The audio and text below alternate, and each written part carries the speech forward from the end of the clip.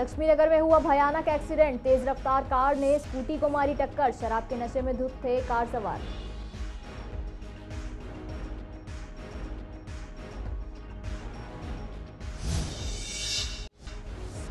Police ने सुलझाया 5 साल पुराना सनसनीखेज मामला। घोषित अपराधी को क्राइम ब्रांच ने किया गिरफ्तार। 2 करोड़ 22 लाख की हेराफेरी के चलते आरोपी को किया गया गिरफ्तार।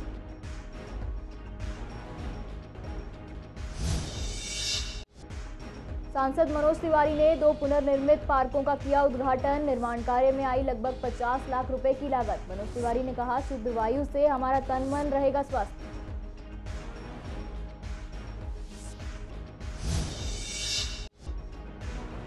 गाजीपुर फल और मुर्गा मंडी में निगम की बड़ी कार्रवाई। नियमों के खिलाफ बिक रही थी प्रतिबंधित पॉलिथीन। निगम के कर्मचारियों ने जब्त की 5 क्विंटल पॉलिथीन। अधिकारियों का कहना, निगम की ओर से लगातार कार्रवाई की जाएगी। पूर्वी दिल्ली के कई इलाकों में बिक रहा है चीनी मांझा। हाईकोर्ट के आदेशों के बाद भी बिक रहा है चीनी मांझा। अधिकारियों को मिले मांझे की बिक्री और खरीद की जांच के आदेश।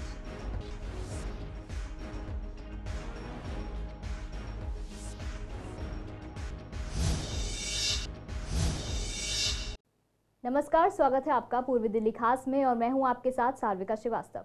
रुक करते हैं खबरों की ओर। पूर्वी दिल्ली में एक बार फिर से दिल दहला देने वाला सड़क हादसा हो गया। दरअसल लक्ष्मीनगर इलाके के एसडीएम कोर्ट के पास एक कार सवार ने स्कूटी सवार को टक्कर मार दी और ऐसा भयानक एक्सीडेंट हुआ कि स्कूटी के परखच्चे उड़ गए। स्कूटी वाले को हॉस्पिटल में भर्ती करवाया गया। वहीं जानकारी मिल रही है कि कार सवार शराब के नशे में थे। कार में जितने लोग थे सभी ने शराब पी हुई थी। बताया जा रहा है कि यह हादसा सुबह तकरीबन 8 बजे हुआ। कार में उस वक्त 3 से 4 लोग सवार थे। कार वाले स्कूटी को टक्कर मारने के बाद भाग रहे थे, लेकिन वहां मौजूद लोगों ने उन्हें पकड़ लिया और पुलिस के हवाले कर दिया। मामला दर्ज कर मौके पर क्राइम टीम जांच में जुटी है। मैं ये देखा, ये गाड़ी इधर से राउंड साइड लेके आ रहे थे और स्कूटी वाले बेचारे यहाँ से जा रहे थे। स्कूटी वाले को वहाँ पे जाके टक्कर मारा है। वहाँ से गाड़ी उछल के यहाँ आई, यहाँ ऑटो खरीदी, इसमें घुस गई। ऑटो में बंदा फेंक गया। बंदे को सर में चोट लगी है और यहाँ से गाड़ी बाइक की फिर भागा, आगे जाके फिर डिवाइडर में मारा, फिर डिवाइडर से फिर एक। कितने लोग थे गाड़ी में? गाड़ी में 5 लोग थे। क्या कोई नशा वशा कर रखा था? दारू पी रखा था जी। अच्छा, दारू की बोतल निकली थी उसमें? अब दारू का बोतल निकला, आगे से कहीं से पी के आ रहा था। अच्छा, उसकी मुंह भाप माला। तो इनकी हालत कैसी है स्कूटी वाले की? हालत सही है, हेड कवार में भर्ती है। अच्छा, पीसीआर लेके गई है? हाँ, पीसीआर लेके गई है। और ऑटो वाले और किसी को चोट तो नहीं आई? नहीं, ऑटो वाले को किसी को चोट नहीं आई। पब्लिक दौड़ा उसको घेरने के लिए, तो पब्लिक के ऊपर गाड़ी चढ़ाने लगे। अच्छा, जिससे हम भागेंगे। फिर जाके एसडीएम के दीवार में मारा। फिर वहाँ से भागने के तो वहाँ जाके डपोट लिया सब। पब्लिक जुट। 5 साल पुराने सनसनीखेज मामले में शकरपुर के एक घोषित अपराधी को क्राइम ब्रांच ने गिरफ्तार किया है। तकरीबन 22 करोड़ रुपयों की हेराफेरी के चलते दिल्ली पुलिस की क्राइम ब्रांच की एक टीम ने आरोपी मोहम्मद अब्दुल कादिर को अपनी गिरफ्त में लिया है। दरअसल ये आरोपी रुपयों की हेराफेरी के मामले में वांछित था। आरोपी ब्रिक्स इंडिया प्राइवेट लिमिटेड की ओर से निजी और राष्ट्रीयकृत बैंकों के एटीएम में रकम भरने के लिए कैश के कस्टोडियन के रूप में काम कर रहा था। 23 फरवरी 2018 को अचानक आरोपी बिना कंपनी को बताए गायब हो गया। जब पूछताछ की गई तो पता चला कि आरोपी द्वारा 2 करोड़ 22 लाख 54,300 रुपए की राशि का गबन किया गया था। पुलिस ने आरोपी की तलाश की, लेकिन वो पकड़ा नहीं गया। इस तरह से उसे 30 अगस्त 2019 को घोषित अपराधी होने का ऐलान कर दिया गया और अब 5 साल बाद पुलिस की क्राइम ब्रांच ने मामला सुलझाते हुए आरोपी को गिरफ्तार किया है। 2 करोड़ 22 लाख की हेराफेरी करने के मामले में क्राइम ब्रांच ने एक आरोपी को गिरफ्तार किया है। और मैं आपको बता दूं कि ये हेराफेरी जो है किशन कुंज एक्सटेंशन में इसने एक दफ्तर बनाया था, वहां पर इसने हेराफेरी करी थी। दिल्ली पुलिस की क्राइम ब्रांच की एक टीम ने इस आरोपी को गिरफ्तार किया है। आरोपी का नाम अब्दुल कादिर है, जो 28 साल की इसकी उम्र है और ये काफ़ी अरसे से जो है फरार चल रहा था और इसने बैंक से भी फ्रॉड किया है। फिलहाल इस पूरे मामले में क्राइम ब्रांच जो है इस आरोपी से पूछताछ कर रही है और जो आपको बता दें कि लगातार इस पूरे मामले में दिल्ली पुलिस को 5 साल से ही इसकी तलाश जारी थी और इन्फॉर्मेशन मिली थी ये दोबारा इलाके में आ रहा है। तभी पुलिस ने ट्रैप लगाकर इस आरोपी को गिरफ्तार कर लिया। वीडियो जर्नलिस्ट रविकांत के साथ मोहित शर्मा, सीसीएन लाइव, दिल्ली। उत्तर पूर्वी दिल्ली के सांसद मनोज तिवारी ने आज डीडीए द्वारा पुनर्निर्मित गोकुलपुर गांव पार्क और हरित पट्टी नंबर 1 मंडोली पार्क को जन उपयोग के लिए समर्पित किया। बरसों से वीरान पड़े दोनों भूखंडों पर निर्माण कार्य में लगभग 50 लाख रुपए की लागत आई, जिनमें पाथवे, 4 दीवारी का पुनर्निर्माण, सुरक्षा के लिए जाली, बैठने के लिए बेंच, गोकुलपुर गांव के पार्कों में पार्किंग और दोनों पार्कों में स्टील के गेट तथा पौधे लगाए गए। कार्यक्रम की अध्यक्षता गांव के वरिष्ठ नागरिक चंदर तोमर ने की। पूर्व जोन चेयरमैन प्रवेश शर्मा, पूर्व विधायक फतेह सिंह समेत कई गणमान्य लोग और डीडीए के अधिकारी मौजूद रहे। इस अवसर पर आयोजित कार्यक्रम में मौजूद सैकड़ों लोगों को संबोधित करते हुए सांसद मनोज तिवारी ने कहा कि अगर हमारे आसपास हरियाली और पार्कों को विकसित किया जाएगा तो पर्यावरण की स्थिति में सुधार तो होगा ही, साथ ही हमें शुद्ध वायु मिलेगी और हमारा तन मन स्वस्थ रहेगा। पार्क एक तो सुंदरीकरण इसका किया है, चलने की घूमने की जगह बनाई गई है, बैठने की जगह और भी बैठने की जगह बनाएंगे भी। इसकी जो बाउंड्री टूट गई थी, सारी बाउंड्रीज़ को ठीक से बना करके और उसकी फेंसिंग भी की गई है। इस प्रकार अभी यहाँ और भी पौधे लगेंगे, काफ़ी पौधे लगाए गए हैं। एक अच्छी जगह 4 एकड़ की, जहाँ इस क्षेत्र के लोग अब आराम से आएंगे, पाथवे बनाए हैं, वॉक करेंगे और लोगों के बैठने की और एक यहाँ बैठ करके ध्यान करने की, थोड़ा सा अच्छी हवा लेने की, ऑक्सीजन युक्त, ये सब व्यवस्था करी गई। इसमें लगभग 26 लाख रुपया लग गया है, 50 लाख और इसमें दे रहे हैं, तो कुल मिला के लगभग 76-77 लाख रुपए का बजट। दिल्ली नगर निगम शादरा साउथ जोन ने शनिवार को पूर्वी दिल्ली के गाजीपुर फल मंडी और मुर्गा मंडी में सिंगल यूज प्लास्टिक को जब्त करने की कार्रवाई के तहत 5 क्विंटल पॉलिथीन जब्त की। अधिकारियों ने बताया कि गाजीपुर फल मंडी और सब्जी मंडी के बाहर रेहड़ी पटरी वाले प्रतिबंधित पॉलिथीन बेचते थे, जिसकी शिकायत हमें मिल रही थी। विक्रेताओं पर शिकंजा कसने के लिए शनिवार को निगम ने एक टीम बनाई, जिसके बाद गाजीपुर फल मंडी और मुर्गा मंडी के बाहर बेच रहे सिंगल यूज प्लास्टिक को जब्त कर लिया गया। इस दौरान विक्रेताओं ने विरोध भी जताया, लेकिन इसके बावजूद निगम कर्मचारियों ने कार्रवाई के तहत 5 क्विंटल पॉलिथीन जब्त कर ली। साथ ही अधिकारियों ने यह भी बताया कि प्रतिबंधित पॉलिथीन को जब्त करने के लिए निगम की ओर से लगातार कार्रवाई की जाएगी। दिल्ली हाई कोर्ट ने शुक्रवार को दिल्ली पुलिस की अपराध शाखा को निर्देश दिया कि वो यहां बाजारों और दुकानों में पतंगबाजी में इस्तेमाल होने वाले चीनी सिंथेटिक मांझे के निर्माण, बिक्री, खरीद और भंडारण की जांच करें। हाईकोर्ट ने कहा कि इस तरह के खतरनाक धागों का इस्तेमाल बच्चों और युवाओं द्वारा पतंग उड़ाने के लिए किया जाता है और ये सुनिश्चित करना अधिकारियों का कर्तव्य है कि उनकी उपलब्धता ना हो। लेकिन इसी कड़ी में जब हमने जाकर देखा कि क्या अभी भी चीनी मांझा कहीं बिक रहा है, तो पता चला कि सीलमपुर, मौजपुर, गांधीनगर, खुरेजी और त्रिलोकपुरी में अभी भी चीनी मांझा बिक रहा है। लेकिन इस पर रोक कब तक लगती है, ये तो आने वाले वक्त में ही साफ हो पाएगा। वैलेंटाइन वीक चल रहा है और हर कोई अपने प्यार का इजहार कर रहा है। ऐसे में दिल्ली में 12 से 15 फरवरी तक जमकर शादियां होने वाली हैं। खासकर 14 फरवरी के दिन बहुत शादियां हैं। जहां एक और इस दिन वैलेंटाइंस डे मनाया जाएगा, तो साथ ही इस दिन शादियों का मुहूर्त भी है। इसी कारण से इस वक्त बाजार, banquet hall, event management industry, फूल बाजार में भी काफ़ी भीड़ देखने को मिल रही है। इसी कड़ी में जब हमने पूर्वी दिल्ली के बैंकेट हॉल जाकर वहाँ के लोगों से बातचीत की, तो उन्होंने बताया कि 14 फरवरी के दिन के लिए हमारे पास बहुत इंक्वायरीज आती हैं। लोगों के पास स्पेशल मौका है, साथ ही इन दिनों लोगों को अलग अलग थीम्स भी मिल रही हैं। बेसिकली जो आजकल के यंगस्टर हैं वो ज़्यादा बिलीव करते हैं इन डेज़ को लेकर। सो यहाँ पर क्या होता है कि एक उनके लिए बहुत ज़्यादा मेमोरेबल डेज़ होते हैं। उनकी एनिवर्सरी ले लो या सगन फंक्शन ले लो या शादी के कोई भी रिलेटेड फंक्शंस हो गए, तो वो बहुत ऐसे डेट को एक चूज़ करते हैं जो पंडित रिकमेंड करते हैं। उसके साथ साथ वो खुद से एक ऐसी डेट चूज़ करते हैं जिसको पूरी कंट्री मनाती हो। तो वैलेंटाइन डे उन्हीं डेज़ में से एक है जिस पर वो उनके साथ साथ हर कोई उस डे को सेलिब्रेट करता है। नॉर्मली लोगों को अपने फंक्शंस के डेट और अपने स्पेशल मेमोरी डेट्स याद रहते हैं, बट वैलेंटाइन डे डेट पर अगर कोई फंक्शन करता है या उनकी एनिवर्सरी आती है तो हर किसी को बहुत ईजिली याद भी रहती है और हर कोई उस डेट को पॉइंट आउट भी करता है। दैट्स वाई ये जो डेट होती है हमारे पास बहुत ज़्यादा इंक्वायरीज आती हैं। सभी यंगस्टर मोस्टली वो सभी लोग रिकमेंड करते हैं कि हम इसी डेट पे स्पेशल फंक्शन रखेंगे और उनको एक स्पेशल मौका मिल जाता है। और हमारी तरफ से भी कुछ अलग थीम भी आ जाते हैं उसमें, जैसे रोजेज़ का हम ज़्यादा यूज़ करते हैं, अलग अलग थीम्स जैसे आजकल चलते आ रहे हैं, हर जगह आपको मिलेगा, डेकोरेशन में बहुत सारी चेंजेस आते हैं। तो उनको एक एक्सपेक्टेशन होती है कि अगर हम इस डेट पे सेलिब्रेट करेंगे तो हमें कुछ ना कुछ एक्स्ट्रा ऑर्डिनरी मिलेगा, उनके एक्सपेक्टेशन से बढ़कर कुछ ना कुछ डेफिनेटली मिलेगा। कपल्स के लिए बहुत खुशी का दिन होता है। इस दिन कुछ लोग अपनी न्यू जर्नी स्टार्ट करते हैं। जैसे बहुत से लोग होते हैं जो अपनी इस जर्नी को आगे बढ़ाते हैं। इस डेट को लेकर 14 फेब को लेकर, वैलेंटाइंस डे को लेकर काफ़ी लोग बुकिंग्स के लिए हैवी डेट रहती है। इस दिन के लिए काफ़ी लोग अपनी नई जर्नी स्टार्ट करना चाहते हैं और जैसे कि वैलेंटाइंस डे एक यादगार बन जाता है लोगों के लिए, क्योंकि जिस दिन कपल्स एक दूसरे के साथ जुड़ते हैं तो इस डेट के लिए काफ़ी इंक्वायरीज रहती हैं। इस बार के लिए हमारे पास काफ़ी अच्छा काम है। हमारे पास दिन में भी सारे वेन्यूज़ बुक हैं, लंच में भी बुक हैं, डिनर में भी सारे वेन्यूज़ बुक हैं। अब जहां वैलेंटाइन वीक चल रहा है तो इसे देखते हुए युवाओं में काफ़ी क्रेज़ नज़र आता है। वैलेंटाइन वीक में आमतौर पर देखा जाता है कि फूलों की बिक्रियों में काफ़ी इजाफा होता है और इस वजह से फूल काफ़ी महंगे भी बिकते हैं।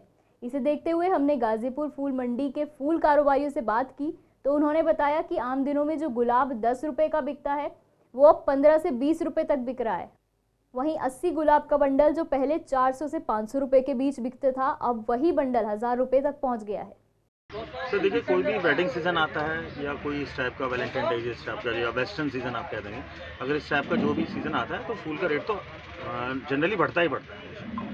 और दूसरा डिपेंड करता है प्रोडक्शन के ऊपर, आपकी प्रोडक्शन कितनी है, अराइवल कितनी है। तो प्रोडक्शन और सीज़न, मैरिज सीज़न हो या जो भी फेस्टिवल सीज़न जो हो, उसके अकॉर्डिंगली रेट दोनों पे वेरी करता है, आपका प्रोडक्शन पे और आपका क्या नाम है अराइवल्स पे। सर गुलाब का जो पहले था आप मान के चलिए 10 रुपये स्टैम्प के आसपास था, आज की तारीख में वो आप समझो 15 से 20 रुपये स्टैम्प के आसपास रेट बढ़ते हैं। सर प्रोडक्ट का कोई भी एक्सवाइजेड प्रोडक्ट हो, चाहे वो एग्रीकल्चर है, कोई भी प्रोडक्ट है, जब उस प्रोडक्ट का रेट हाइक होता है तो उसका प्रोड्यूसर से लेके कंज्यूमर तक सबको बेनिफिट होता है। जैसे इसमें चेन में आपका किसान भी है, किसान के पास की लेबर भी है, उसके साथ में ट्रांसपोर्टर भी है, उसके साथ में ट्रेडर भी है, उसके साथ में ट्रेडर के बाद में जो शॉपकीपर है वो भी है, या अरेंजमेंट मेकर्स हैं वो भी हैं, वेडिंग प्लानर्स है वो भी हैं, तो बेनिफिट सभी को। फेस्टिवल है, अभी वैलेंटाइन डे का सीज़न है, इसलिए थोड़ा रेट है अभी।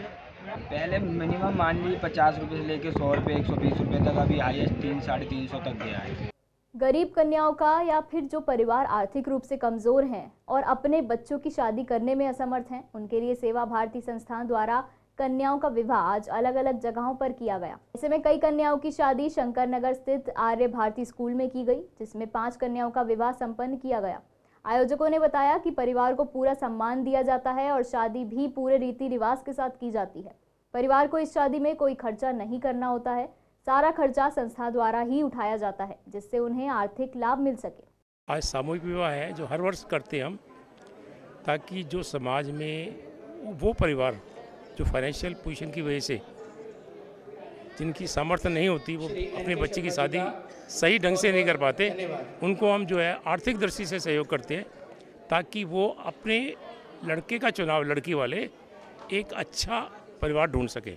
ऐसी जो गरीब बहनें हैं या गरीब परिवार हैं जो अपनी उनका आर्थिक सामर्थ्य ऐसा नहीं है शादी कर सकें या दहेज का सामान जुटा सकें, तो फिर वो क्या है धर्मांतरण की तरफ या किसी और दिशा की तरफ बढ़ती है। तो सेवा भारती ने 1989 से ये संकल्प लिया कि जो गरीब महिलाएं हैं वो हमारे समाज की हैं, हमारे परिवार की है, तो हमारा समाज के प्रति ये दायित्व बनता है कि हम उनका विवाह उसी रीति नीति से करवा सकें जैसे हम अपने परिवार की बहनों और बेटियों की करते हैं। हर वर्ष ये हम शादियाँ करते हैं।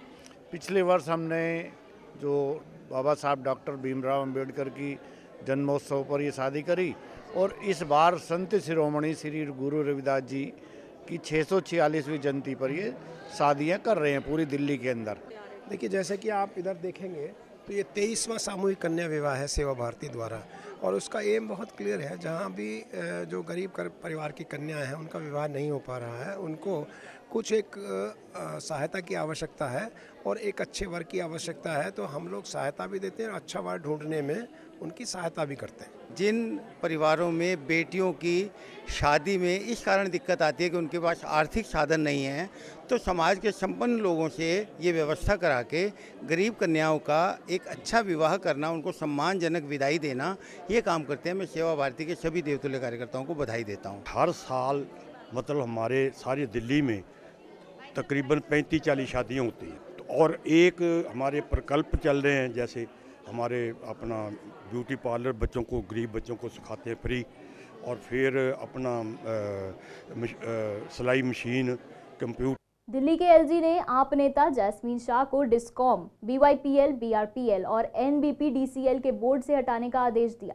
इसके अलावा आप सांसद के बेटे नवीन एनडी गुप्ता को भी तत्काल प्रभाव से हटा दिया गया, जिसको लेकर फिर से दिल्ली की राजनीति गर्मा गई है। इसी कड़ी में हमने दिल्ली के पूर्व बिजली मंत्री नरेंद्र नाथ से बात की, तो उन्होंने एलजी के फैसले का समर्थन करते हुए कहा कि बाहर के डायरेक्टर रखे गए थे जिनको बिजली के बारे में कोई जानकारी ही नहीं थी, तो ये फैसला बिल्कुल ठीक लिया गया है। हम भी 15 साल सरकार में रहे और शीला जी ने एक फैसला लिया था इसके अंदर कि जो प्राइवेट लोगों के डायरेक्टर इस बोर्ड का ना बनाया जाए, जो सरकारी कर्मचारी हैं वो बोर्ड के डायरेक्टर बने, ताकि पब्लिक का हित वो देखते रहे। क्योंकि प्राइवेट बोर्ड के डायरेक्टर बनाने से जो अब एलजी साहब ने एक चार्ज लगाया है कि इसमें 8,000 करोड़ का दिल्ली सरकार को नुकसान हुआ है, ये बिल्कुल सही बात है। अगर ये बोर्ड के डायरेक्टर्स जो finance secretary, deputy secretary, MD अगर ये होते तो ये घाटा नहीं होता। तो एलजी साहब ने इनको सही हटाया, बिल्कुल ये गलत फैसला नहीं है, ये सही फैसला है, ये बिल्कुल सही बात है। क्योंकि ये जो बाहर के डायरेक्टर रखे गए थे, इनको नॉलेज ही नहीं है बिजली के बारे में कि क्या करना है क्या नहीं करना है। इन्होंने तो सोचा कि कुछ पैसा पार्टी को मिल जाएगा, कुछ कंपनियों को फायदा हो जाएगा, इन्होंने उसी हिसाब से काम किया। और अभी तो एक चार्ज और है कि जो सब्सिडी के मामले में अभी तो वो भी इंक्वायरी चल रही है। आज सब्सिडी के मामले में कम से कम भी मैं समझता हूँ बहुत बड़ा नुकसान, और जो सबसे बड़ा फायदा हुआ है आम आदमी पार्टी का हुआ है। फूलों की खरीदारी और साथ ही उनको निहारने का मौका इन दिनों इंद्रप्रस्थ हॉर्टिकल्चर सोसाइटी द्वारा लोगों को दिया गया। आपको बता दें कि 2 दिन चलने वाले इस फ्लावर शो का आज दूसरा दिन था। ऐसे में संडे भी था, जिसकी वजह से लोगों की काफ़ी भीड़ यहाँ देखने को मिली। आयोजकों ने बताया कि कल से ज़्यादा भीड़ आज यहाँ देखने को मिली है। साथ ही लोग खरीदारी भी कर रहे हैं, जो कि काफ़ी अच्छा है। वहीं फ्लावर शो में आए लोगों का कहना है कि ये काफ़ी अच्छा और वाजिब दामों पर प्लांट्स और उनसे रिलेटेड सभी सामान एक ही जगह पर मिल रहा है। लोगों को ये आयोजन इतना पसंद आया कि लोगों ने कहा इस प्रोग्राम को 2-4 दिन और चलाना चाहिए। आज हमारा जो क्योंकि लास्ट डे है, तो हमने आज फेलिसिटेशन फंक्शन रखा था, जिसके अंदर जिन लोगों ने भी 23 साल में हमारे साथ काम किया है उन सबको हमने ऑनर किया, उनको गिफ्ट्स दिए और प्राइजेस दिए। थैंक्स गिविंग फंक्शन था एक तरह से। और सभी डिपार्टमेंट्स जो भी हमारे साथ पार्टिसिपेट करते हैं वो लोग भी 23 साल से यहाँ आ रहे हैं।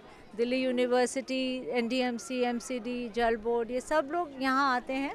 तो आज हमने उन सबको थैंक्स किया है अपनी 25th। परचेजिंग का तो बहुत ही ज़बरदस्त अट्रैक्शन है, क्योंकि सारे साल का उनको मटेरियल मिल जाता है। अब जैसे गर्मी आ रही है उसके बीज मिल जाएंगे।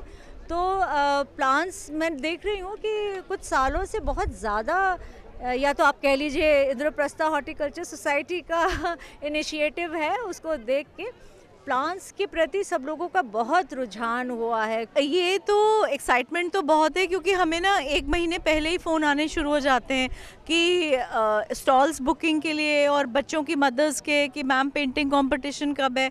इसलिए हम लोग इस साल काफ़ी बिजी थे, तो हमने सिर्फ पेंटिंग कंपटीशन रखा।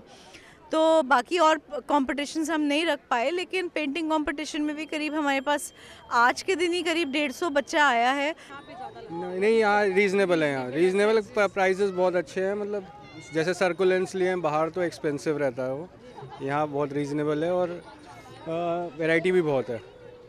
एंड ऐसा लग रहा है कि टाइम कम है, क्योंकि वैरायटी बहुत है, टाइम कम लग रहा है। एक्चुअली कल भी हुआ था, शायद कल तो हम आ नहीं पाए थे, तो 2 डे इवेंट है। अच्छा, संडे अब भीड़ भी ज़्यादा है, इसलिए थोड़ा वो कमोशन टाइप भी, मेरे ख्याल से इनको थोड़ा और 1-2 दिन एक्स्ट्रा ऐड करने चाहिए इवेंट को। और तो लोगों का इस तरह के इवेंट से एनवायरनमेंट के साथ, प्लांट्स के साथ एक कनेक्शन बनता है, विच इज़ सो इम्पॉर्टेंट, क्योंकि हम लोग मेट्रोज़ में कंक्रीट जंगल्स में रह रहे हैं एक तरह से। तो इस तरह के इवेंट्स लोगों को मजबूर करते हैं कि हम पेड़ पौधों के बारे में सोचें, एनवायरनमेंट के बारे में सोचें। और अगर एक छोटा बच्चा फर्स्ट टाइम ये प्लांट लेके और लगाता है तो उसी मोमेंट उसका प्रकृति से कनेक्शन हो जाता है। ये मैम हमें एक तो जो है स्पोर्ट्स गार्डन तैयार किया हमने, और एक जो पांडा है पांडा तैयार किया है, उसके लिए हमें फर्स्ट प्राइज़ मिले हैं। और 2 चीज़ के लिए मेरे को हमारे एसओ साहब ने बोला था कि ये तैयार कराओ, तो उसकी वजह से हमें प्राइज़ मिला है। और हमें मैम बहुत खुशी हो रही है, अगर हमारे अधिकारी हमें ऐसे ही मतलब सहारा देते रहेंगे आगे बढ़ने के लिए, तो हम कुछ करके दिखाएंगे। फिलहाल के लिए पूर्वी दिल्ली खास में इतना ही। मुझे दीजिए इजाज़त। नमस्कार।